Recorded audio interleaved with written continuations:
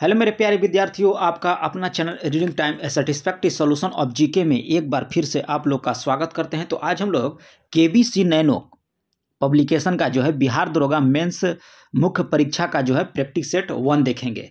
और जो रोशन आनंद सर का जो चल रहा था वो सेट नंबर हम लोग 18 तक देख चुके हैं।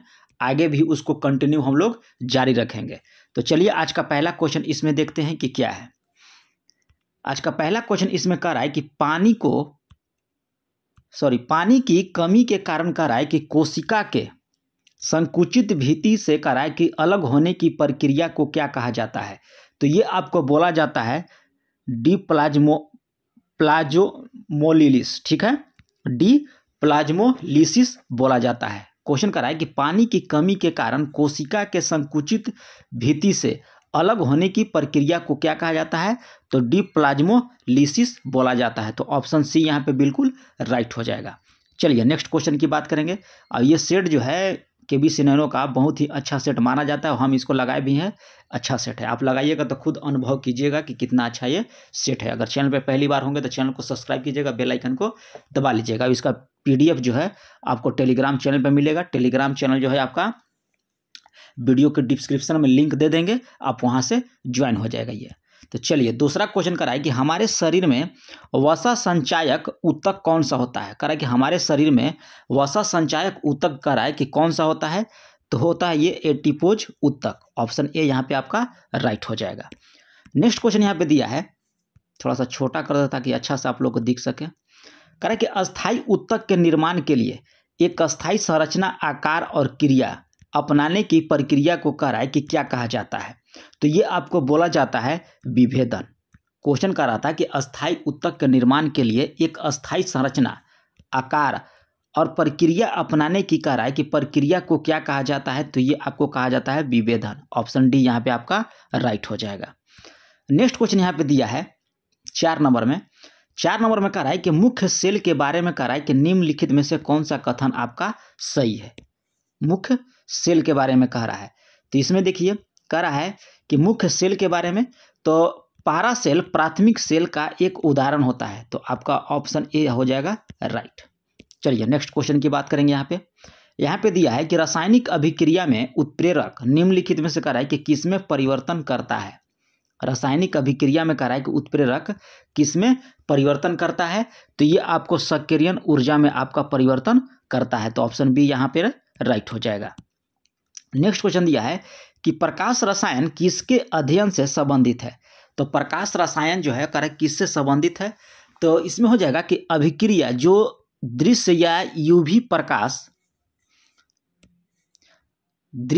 प्रकाश के अवशोषण के लिए आगे बढ़ती है। तो ऑप्शन सी यहाँ पे आप राइट कर लीजिएगा। चलिए नेक्स्ट क्वेश्चन की यहाँ पे बात करेंगे 7 नंबर पे।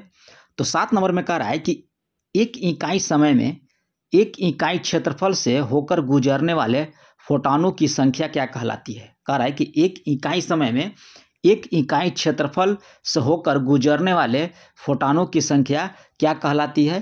तो ये आपको कहलाता है प्रकाश की तीव्रता। तो ऑप्शन सी यहाँ पे आपका राइट हो जाएगा। नेक्स्ट क्वेश्चन दिया है कि पादपों में सबसे प्रचुर मात्रा में उपस्थित होता है कौन सा तत्व। कह रहा है कि पादपों में सबसे प्रचुर मात्रा में होगा आपका कार्बन। अगर पत्ती में कहता तो मैग्नीशियम, याद रखिएगा, पत्ती में कहता तो मैग्नीशियम, लेकिन यहाँ कह रहा है कि पादपों में सबसे प्रचुर मात्रा में उपस्थित होता है। तो ये होता है आपका कार्बन। चलिए अगला क्वेश्चन यहाँ पे दिया है कि निम्नलिखित में से कह रहा है कि कौन सा कथन जो है लैपिज का सर्वोत्तम रूप से परिभाषित करता है। तो लैपिज को कह रहा है कि सर्वोत्तम रूप से परिभाषित करता है। तो ये आपको कहता है तेज शिखर, खांचे और लकीरों के साथ एक अनियमित सतह। तो ऑप्शन सी यहाँ पे आपका राइट हो जाएगा। नेक्स्ट क्वेश्चन दिया है कि प्रवाल भित्ति के विकास के लिए कह रहा है कि आदर्श गहराई क्या है। क्वेश्चन कर रहा है कि प्रवाल भित्ति के विकास के लिए आदर्श गहराई क्या होता है। तो ये होता है आपको 200 फीट से 300 फीट। ऑप्शन ए यहाँ पे राइट हो जाएगा।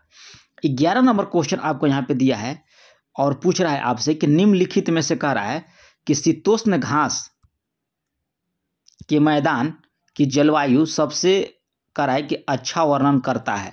तो इनमें से हो जाएगा आपको कोई नहीं। ऑप्शन यहाँ पे जो दिया है ये आपका सारा गलत दिया है। तो ऑप्शन डी यहाँ पे आप लगा लीजिएगा।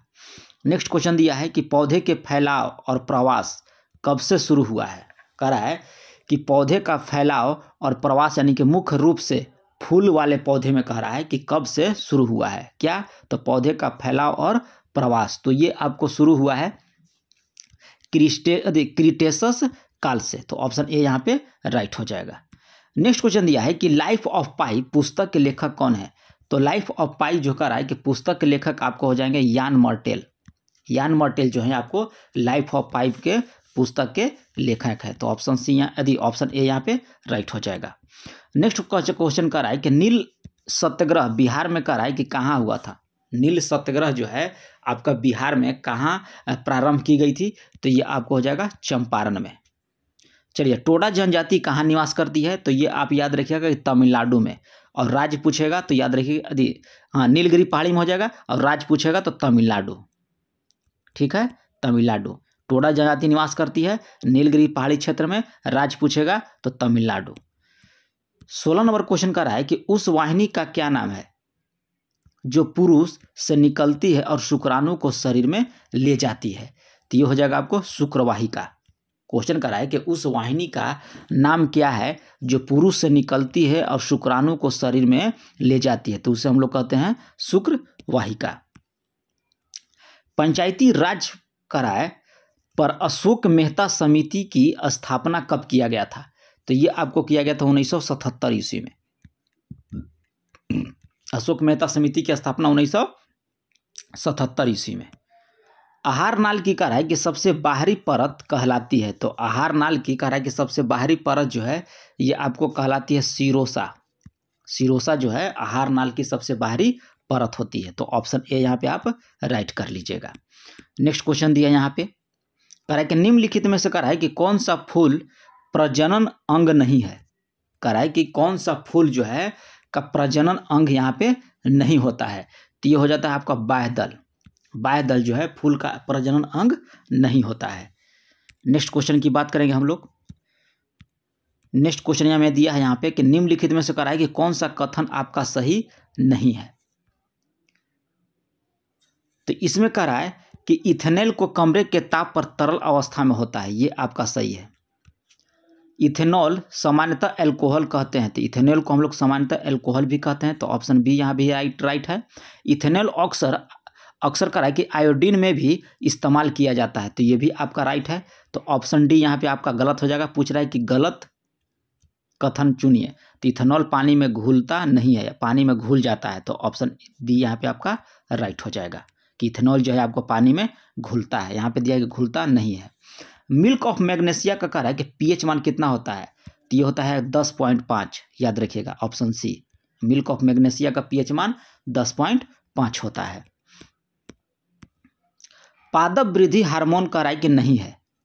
क्वेश्चन कह रहा है इसमें कि इनमें से कौन सा पादप वृद्धि हार्मोन नहीं है। तो एब्सिक एसिड जो है आपका पादप वृद्धि हार्मोन नहीं होगा। नेक्स्ट क्वेश्चन की बात करेंगे कि माता के कह रहा है कि गर्भ में भ्रूण का पोषण किसके माध्यम से मिलता है। तो माता के गर्भ में है। तो इसमें ऑप्शन बी हो जाएगा आपका प्लेसेंटा। क्या हो जाएगा? प्लेसेंटा। आपका ऑप्शन बी राइट हो जाएगा। नेक्स्ट क्वेश्चन की बात करेंगे। गर्म करने पर कह रहा है कि अर्धचालक का प्रतिरोध। तो गर्म करने पर जो है अर्धचालक का प्रतिरोध जो है आपका घट जाता है। क्या हो जाएगा? गर्म करने पर अर्धचालक का प्रतिरोध आपका घट जाएगा। नेक्स्ट क्वेश्चन दिया है कि पुलिस के द्वारा नशे में गाड़ी चलाने वाले की सांस की जांच के लिए फिल्टर पेपर पर कह रहा है कि क्या होता है। कह रहा है कि पुलिस के द्वारा जो गाड़ी जो दारू पीकर चलाते हैं उनके द्वारा जो फिल्टर पेपर पर क्या होता है। तो पोटेशियम डाइक्रोमेट और सल्फ्यूरिक अम्ल होता है। तो ऑप्शन ए यहाँ पे आपका राइट हो जाएगा। नेक्स्ट क्वेश्चन यहाँ पे दिया है कि चूने का पानी किसके द्वारा दूधिया हो जाता है। तो ये आपको हो जाता है CO2 के द्वारा। चूने का पानी जो है किसके द्वारा दूधिया हो जाता है। तो CO2 के द्वारा। नेक्स्ट क्वेश्चन दिया है कि रेत और नेप्थोलीन के मिश्रण को कह रहा है कि किसके द्वारा अलग किया जाता है। तो ये आपको अलग किया जाता है ऊर्ध्वपातन के द्वारा या सब्लिमेशन भी कह सकते हैं। रेत और नेप्थोलीन को कह रहा है कि किसके मिश्रण को कह रहा है कि किसके द्वारा अलग किया जाता है। तो ऊर्ध्वपातन या इसको सब्लिमेशन भी बोला जाता है। निम्नलिखित में से कराए कि कौन सा कराए कि ऊष्मा का सबसे अधिक कुचालक है। कराए कि ऊष्मा का सबसे अधिक आपका कुचालक होता है, तो ये आपको हो जाएगा पारा। पारा जो है आपका ऊष्मा का सबसे अधिक कुचालक होता है, तो ऑप्शन सी यहाँ पे राइट कर लीजिएगा। अब महिला सेक्स हार्मोन कौन सा होता है, तो इसमें आप टिक कीजिएगा एस्ट्रोजन। एस्ट्रोजन आपका जो है ये महिला सेक्स हार्मोन है। नेक्स्ट क्वेश्चन यहाँ पे दिया है 30 में कि कड़वाहट के लिए मानव जीभ का संवेदनशील क्षेत्र कौन सा है, तो ये आपका हो जाएगा 30 का पीछे का भाग। जीभ का जो पीछे का भाग होता है वहाँ कड़वाहट के लिए जाना जाता है, और जो बगल का भाग होता है वह खट्टा होता है, और आगे का भाग जो होता है वह मीठा होता है। भारत की कराई कि कौन सी नदी हीराकुंड बांध से संबंधित है, तो ये आपको हो जाएगा महानदी। महानदी जो है आपका हीराकुंड बांध से संबंधित है। नेक्स्ट क्वेश्चन देखिए दिया है यहाँ पे कि सुमेलित कराई कि नहीं है, 32 नंबर। एक दिया है स्थानांतरित कृषि और दूसरे तरफ दिया है उसका संबंधित राज्य, तो दीपा आपका छत्तीसगढ़ होता है। 32 याद रखिएगा, 32 का में हो जाएगा दीपा छत्तीसगढ़। पालमो आपका हो जाएगा मणिपुर।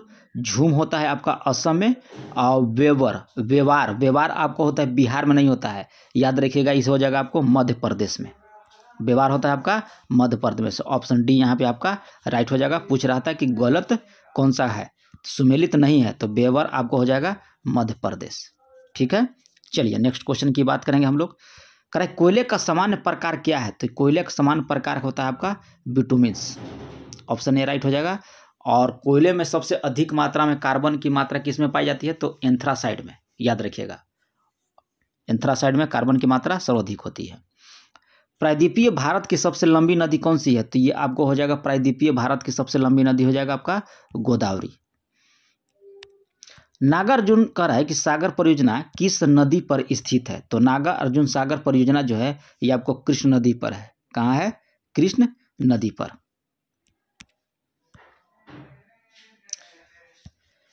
हिप्पोकैम्प करा किस ग्रह का उपग्रह है या चंद्रमा है, ठीक है, हिप्पोकैम्प, तो ये हो जाएगा 36 का आपका नेपच्यून का है। किसका है, नेपच्यून का। नेक्स्ट क्वेश्चन यहाँ पे दिया है, कह रहा है कि कौन सी पर्वत श्रृंखला नेपाल से संबंधित नहीं है। कह रहा है कि नेपाल से आपका संबंधित नहीं है, तो ये हो जाएगा अराकानयोमा। अराकानयोमा ये आपका हो जाएगा म्यांमार से, याद रखिएगा, म्यांमार से। कहाँ है अराकानयोमा, कहाँ है, तो म्यांमार से। यहाँ पूछ रहा है कि संबंधित नहीं है, तो ऑप्शन डी यहाँ पे याद रखिएगा। चलिए 38 नंबर कह रहा है कि खमसीन निम्नलिखित में से किस देश की स्थानीय पवन है। खमसीन, तो ये हो जाएगा आपका मिस्र का। खमसीन कह रहा है कि किस देश का स्थानीय पवन है, तो ये हो जाएगा आपका मिस्र का। नेक्स्ट क्वेश्चन दिया है कि ब्लू माउंटेन पर्वत शिखर भारत के किस राज्य में आपका स्थित है, तो ये आपको हो जाएगा मिजोरम में। ब्लू माउंटेन पर्वत जो है आपका मिजोरम में स्थित है। नेक्स्ट क्वेश्चन दिया है कि बेरीनाग किस भारतीय नदी का उद्गम स्थल है। बेरीनाग पूछ रहा है कि किस भारतीय नदी का जो है उद्गम स्थल, यानी कि वहाँ से निकलता है, तो झेलम नदी जो है आपका बेरीनाग से निकलती है, तो ऑप्शन ए यहाँ पे राइट कर लीजिएगा। नेक्स्ट क्वेश्चन दिया है कि पाक जलडमरू मध्य किन देश के मध्य स्थित है, तो पाक होता है आपको भारत और श्रीलंका के मध्य। ठीक है, ऑप्शन सी यहाँ पे राइट हो जाएगा। पाक जलडमरू मध्य किस देशों के मध्य स्थित है, तो भारत और श्रीलंका के मध्य स्थित है। नेक्स्ट क्वेश्चन दिया है कि इनमें से कह रहा है कि किस राज्य से होकर जो है कर्क रेखा नहीं गुजरती है, तो कर्क रेखा का एक ट्रिक होता है मित्र पर गमछा मार। ठीक है, तो यहाँ पे आप देख लीजिएगा 42 का हो जाएगा डी, उड़ीसा। मित्र पर गमछा मार, याद रखिएगा, मित्र पर गमछा, ठीक है, मार। ठीक है, चलिए देखिए यहाँ पे सब रख लीजिएगा, राज्य का नाम आपका यहाँ बैठ जाएगा। उड़ीसा यहाँ पे हो जाएगा आपका नहीं गुजरती है। नेक्स्ट क्वेश्चन दिया है कि पूर्ण स्वराज की घोषणा किस अधिवेशन में की गई थी। पूर्ण स्वराज की घोषणा, तो पूर्ण स्वराज की घोषणा जो है ये आपको लाहौर अधिवेशन 1929 ईस्वी में किया गया था। नेक्स्ट क्वेश्चन दिया है कि श्रीरंगपट्टनम की संधि कब हुआ था, तो श्रीरंगपट्टनम की संधि जो है आपको 1792 ईस्वी में हुआ था। ठीक है, चलिए नेक्स्ट क्वेश्चन की यहाँ पे बात करेंगे हम लोग। कह रहा है कि सिंधु घाटी सभ्यता से प्राप्त पशुपति शिल्प पर किस जानवर का अंकन कह रहा है कि नहीं है। कह रहा है कि सिंधु घाटी सभ्यता से प्राप्त कर रहा है कि पशुपति शिल्प पर जो है आपका किस जानवर का अंकन नहीं किया गया है। तो ये आप याद रखिए, गाय का नहीं किया गया। हाथी, गैंडा और बाघ का है, लेकिन आपका गाय का नहीं है। चलिए नेक्स्ट क्वेश्चन की बात करेंगे। कह रहा है कि किस हड़प्पा नगर में कह रहा है कि जूते हुए खेत का निशान मिले हैं। तो ये आपको मिला है कालीबंगा से। कहाँ से मिला है? कालीबंगा से। अन्नागार याद रखिएगा या स्नानागार आपका मोहनजोदड़ो हो जाएगा। चलिए नेक्स्ट क्वेश्चन यहाँ पे देखेंगे। रक्त कराय और लोह की नीति अपनाई। कह रहा है कि किस दिल्ली सुल्तान ने रक्त एवं लोह की नीति जो है अपनाया है। तो ये हो जाएगा आपका बलबन। ठीक है, याद रखिएगा, हो जाएगा आंसर बलबन। कह रहा है किस मुगल शासक ने कहा है कि चित्रकारी के लिए कारखाने बनाए थे। तो चित्रकारी के लिए कारखाना आपको अकबर के द्वारा बनाया गया था। और किसके शासनकाल में कह रहा है, पूछेगा कि चित्रकारी जो है आपको चरणोत्कर्ष पर था। ये आप कमेंट करके बताइएगा। ठीक है, आज ही हम कल जो है बिहार एसएससी का जो पेपर कराए थे एसके झा वाला, उसमें ये क्वेश्चन था और उसको पूरा हम डिटेल से बताए थे, तो आप वहाँ जाके देख सकते हैं। चलिए नेक्स्ट क्वेश्चन की बात करेंगे। यहाँ पे प्रसिद्ध करा है नाटक नील दर्पण, जिसमें इंडिगो की खेती करने वाले किसानों के दमन का चित्रण किया गया है। इसकी रचना कर कह रहा है कि किसने किया था। तो ये रचना जो है ये आपको किया गया था दीनबंधु मित्र के द्वारा। तो ऑप्शन डी यहाँ पे आपका राइट हो जाएगा। कह रहा है कि इनमें से किसने कहा है कि 1857 के विद्रोह में सक्रिय भाग लिया था। तो 1857 के विद्रोह में सक्रिय भाग लिया था। तो ये हो जाएगा आपको नाना साहेब कानपुर से थे, बेगम हजरत महल लखनऊ से थे और मौलवी अहमदुल्ला आपको फैजाबाद से थे। तो ऑप्शन डी यहाँ पे आपका राइट हो जाएगा। चलिए नेक्स्ट क्वेश्चन की बात करेंगे हम लोग। मैडम कामा कह रहा है कि मैडम भिखाजी कामा ने भारत के तिरंगी स्वतंत्रता ध्वज को कहाँ फहराया था। तो ये आपको स्टुटगार्ट। ठीक है, स्टुटगार्ट जो है किस देश में स्थित है, आप कमेंट करके बताइएगा। चलिए नेक्स्ट क्वेश्चन की बात करते हैं कि कह रहा है कि कौन सा बंदरगाह गुप्त काल में उत्तर भारतीय व्यापार के लिए कह रहा है कि उपयोग किया जाता था। कह रहा है कि कौन सा बंदरगाह जो है गुप्त काल में उत्तर भारतीय व्यापार के लिए कह रहा है कि प्रयोग किया जाता था। तो ये आपको किया था ताम्रलिप्ति। ऑप्शन बी यहाँ पे राइट हो जाएगा। चलिए नेक्स्ट क्वेश्चन देखते हैं। यहाँ पे कह रहा है कि ठगों का उन्मूलन किसके नेतृत्व में किया गया था। तो ये आपको किया गया था कैप्टन सलीमन। ऑप्शन बी यहाँ पे राइट हो जाएगा। नेक्स्ट क्वेश्चन दिया है कि रविंद्रनाथ टैगोर ने अपने नाइटहुड की उपाधि किस कारण जो है त्याग दी थी। कह रहा है कि रविंद्रनाथ टैगोर ने अपने नाइटहुड की उपाधि जो है किस कारण से त्यागा था। तो जालियांवाला बाग हत्याकांड। अब जालियांवाला बाग हत्याकांड कब हुआ था। तो 13 अप्रैल, याद रखिएगा, 13 अप्रैल 1919 ईस्वी को हुआ था। चलिए नेक्स्ट क्वेश्चन देखते हैं। यहाँ पे कह रहा है व्यक्तिगत सत्याग्रह आंदोलन की सत्याग्रही कौन थे या कौन थी। तो व्यक्तिगत सत्याग्रह आंदोलन का पूछ रहा है, तो इसमें हो जाएगा आपका विनोबा भावे। ठीक है, ऑप्शन सी यहाँ पे राइट हो जाएगा। नेक्स्ट क्वेश्चन की बात करेंगे। गांधार कला शैली समन्वय है। तो गांधार कला शैली जो है ये आपका संबंधित है भारतीय और ग्रीक कला का। भारतीय और ग्रीक कला दोनों मिला देंगे हम लोग तो गांधार कला शैली कहलाने लगेगी। चलिए नेक्स्ट क्वेश्चन यहाँ पे बात करेंगे कि सांची स्तूप मूल रूप से कह रहा है कि मौर्य शासक ने बनवाया था। कह रहा है कि सांची स्तूप जो है मूल रूप से किस मौर्य शासक ने बनवाया था। तो ये आपको बनाया गया था अशोक के द्वारा। किसके द्वारा? अशोक के द्वारा। तो ऑप्शन सी यहाँ पे आप लोग बिल्कुल राइट कर लीजिएगा। चलिए नेक्स्ट क्वेश्चन यहाँ पे देखते हैं हम लोग। यहाँ पे कह रहा है कि सूची 1 को सूची 2 में कह रहा है मिलाने के लिए 58 का। तो देखिए यहाँ पे क्या होगा, थोड़ा सा छोटा कर ताकि ऑप्शन भी आप लोग को दिख दे अच्छा से। चलिए मत्स्य, तो मत्स्य हो जाएगा आपका महाजनपद की राजधानी कहाँ था। तो विराटनगर। कुरु की राजधानी कहाँ हो जाएगा, याद रखिएगा आपको हो जाएगा इंद्रप्रस्थ। सुरेशन की राजधानी कहाँ हो जाएगा आपका मथुरा। और अस्मक की राजधानी आपको हो जाएगा पोतन। चलिए 59 नंबर क्वेश्चन हम लोग बात करेंगे यहाँ पे। और आपसे पूछ रहा है कि भारत के संविधान का कह रहा है कि कौन सा अनुच्छेद जो है भारतीय निर्वाचन आयोग की स्थापना से संबंधित है। कह रहा है कि भारतीय संविधान का कौन सा अनुच्छेद पूछ रहा है कि भारतीय निर्वाचन आयोग की स्थापना से संबंधित है। तो ये आपको हो जाएगा अनुच्छेद 324। 324 जो है आपका भारतीय निर्वाचन आयोग की स्थापना की बात इसमें बोला गया है। किसमें? अनुच्छेद 324 में। नेक्स्ट क्वेश्चन यहाँ पे दिया है, कह रहा है कि निम्नलिखित संवैधानिक उपचारों में से किसे पोस्टमार्टम भी कहा जाता है। तो ये आपको बोला जाता है अधिकार परीक्षा को। अधिकार परीक्षा को जो कह रहा है कि भारतीय संवैधानिक उपचारों में से पोस्टमार्टम भी कहा जाता है, तो अधिकार परीक्षा। नेक्स्ट क्वेश्चन यहाँ पे दिया है कि संविधान के किस भाग में पंचायती राज व्यवस्था संबंधित प्रावधान दिए गए हैं। किस भाग में कह रहा है, तो ये आप याद रखिएगा कि भाग यहाँ पे 9 हो जाएगा। ठीक है, और अनुच्छेद पूछता तो अनुच्छेद आपका हो जाएगा कितना? 40। और कितने विषय हैं पंचायती राज में? तो 29 विषय हैं। नगर पालिका में पूछेगा तो 18 विषय हो जाएगा। चलिए, अब पंचायती राज दिवस कब मनाया जाता है? तो 24 अप्रैल को, याद रखिएगा। भारतीय संविधान के कह रहा है कि कौन से अनुच्छेद जो है नागरिकता से संबंधित है। तो नागरिकता से संबंधित आपका हो जाएगा अनुच्छेद 5 से लेकर 11 तक आपको नागरिकता से संबंधित है। नेक्स्ट क्वेश्चन कर रहा है कि भारत के सर्वोच्च न्यायालय ने संविधान के आधारभूत ढांचे का सिद्धांत को स्पष्ट किया।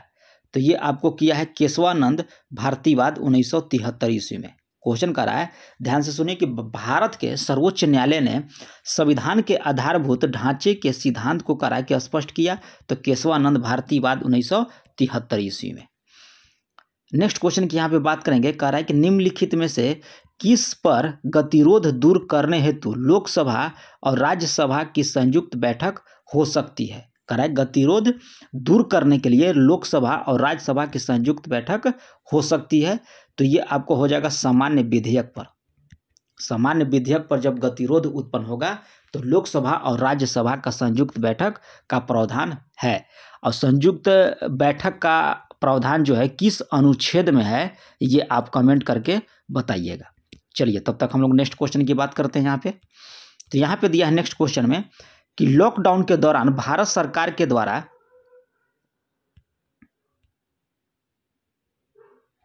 कह रहा है कि लॉकडाउन के दौरान कह रहा है कि भारत सरकार के द्वारा प्रयुक्त असाधारण शक्तियों को विधेयक आधार पर कह रहा है कि किन कानूनों से प्राप्त हुआ।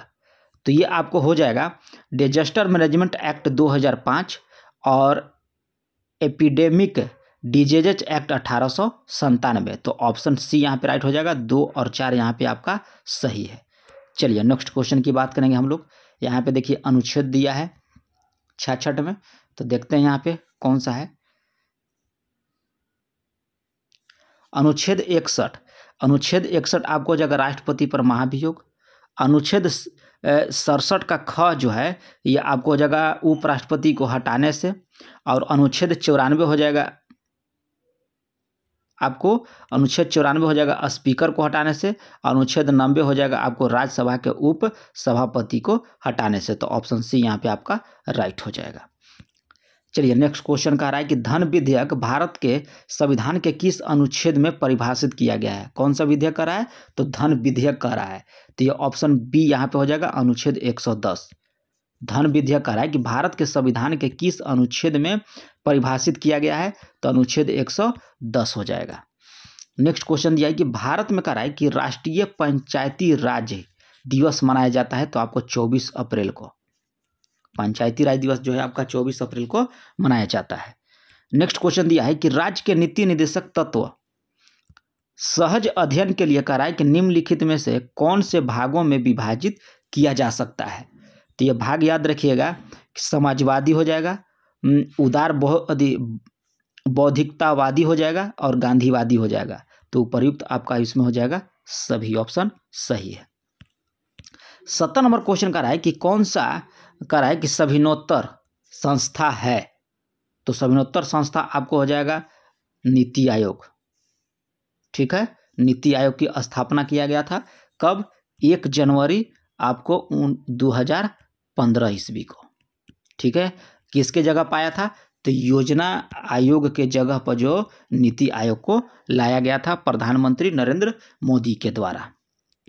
चलिए नेक्स्ट क्वेश्चन की बात करेंगे कि भारत में कहा है कि विदेशी मुद्रा की मांग बढ़ जाती है तो भारतीय मुद्रा रुपए का क्या होगा, तो ये आपको हो जाएगा एक अवमूल्यन हो जाता है। भारतीय मुद्रा का क्या हो जाएगा, आपका अवमूल्यन हो जाता है। चलिए नेक्स्ट क्वेश्चन दिया है कि जीवन बीमा निगम एक उदाहरण है, तो ये आपको हो जाता है निवेश बैंक। जीवन बीमा निगम जो है आपका निवेश बैंक है।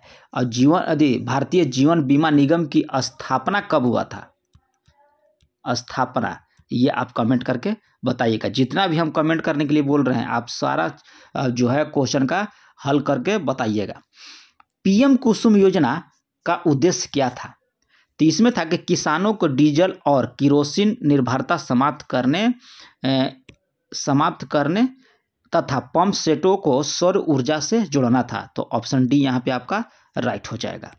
चलिए नेक्स्ट क्वेश्चन दे दिया है यहाँ पे कि निजी क्षेत्र में करा है कि लघु और मध्यमों उद्योगों के विकास हेतु प्रायोगिक साख और निवेश निगम का प्रायोजन करता है, तो ये किसके द्वारा, तो विश्व बैंक के द्वारा।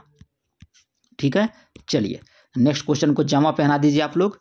तो यहाँ पे दिया है आपला कि सर्वप्रथम सीमांत व्यक्ति की संकल्पना का प्रतिपादन किया गया था, तो ये आपको प्रतिपादन किया गया था रॉबर्ट ई पार्क के द्वारा। तो ऑप्शन ए यहाँ पे आपका राइट हो जाएगा। चलिए नेक्स्ट क्वेश्चन यहाँ पे दिया है, कह रहा है कि निम्नलिखित में से कौन सा एक प्राथमिक उपभोक्ता है, तो प्राथमिक उपभोक्ता आपको हो जाएगा यहाँ पे बकरी।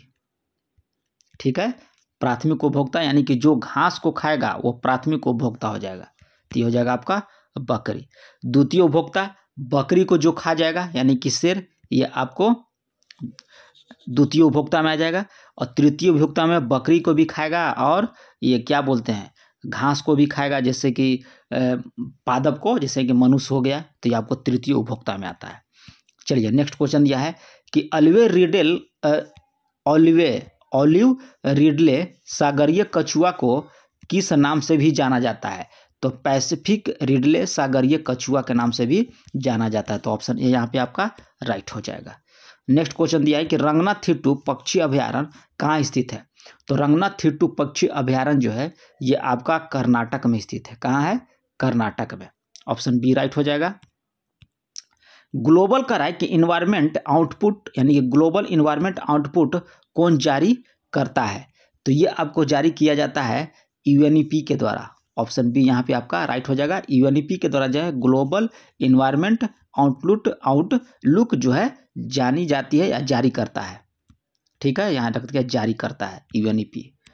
नेक्स्ट क्वेश्चन दिया है कि इनमें से कौन कह रहा है कि खाद्य श्रृंखला का निर्माण करता है, तो खाद्य श्रृंखला का निर्माण जो है आपका घास, हिरन और शेर होगा। 80 का डी हो जाएगा, घास, हिरन और शेर हो जाएगा, आपको खाद्य श्रृंखला का निर्माण आपका करता है। अब यहाँ से देखिए आप लोग को हो जाएगा मैथ का सवाल। ठीक है, तो आपको पीडीएफ जो है टेलीग्राम चैनल पर मिल जाएगा और टेलीग्राम चैनल का जो लिंक है आपको हम वीडियो के डिस्क्रिप्शन में भी दे देंगे। और शाम को याद रखिएगा कि एसके झा का जो है बिहार एसएससी का प्रैक्टिस सेट चल रहा है और जल्द ही आपको रेलवे एएलपी और टेक्नीशियन का भी प्रैक्टिस सेट चलेगा और वो सेट प्रीवियस ईयर चलेगा। और जो सेट मैंने एग्जाम में आने वाला है यानी कि क्या बोला जाता है उसको, एक्सेप्टेड पेपर, वो भी आपको इस चैनल पर देखने के लिए मिलेगा। तो चैनल पर पहली बार होंगे तो सब्सक्राइब कीजिएगा, बेल आइकन को दबा लीजिएगा। तो मिलते हैं नेक्स्ट वीडियो में, तब तक के लिए धन्यवाद।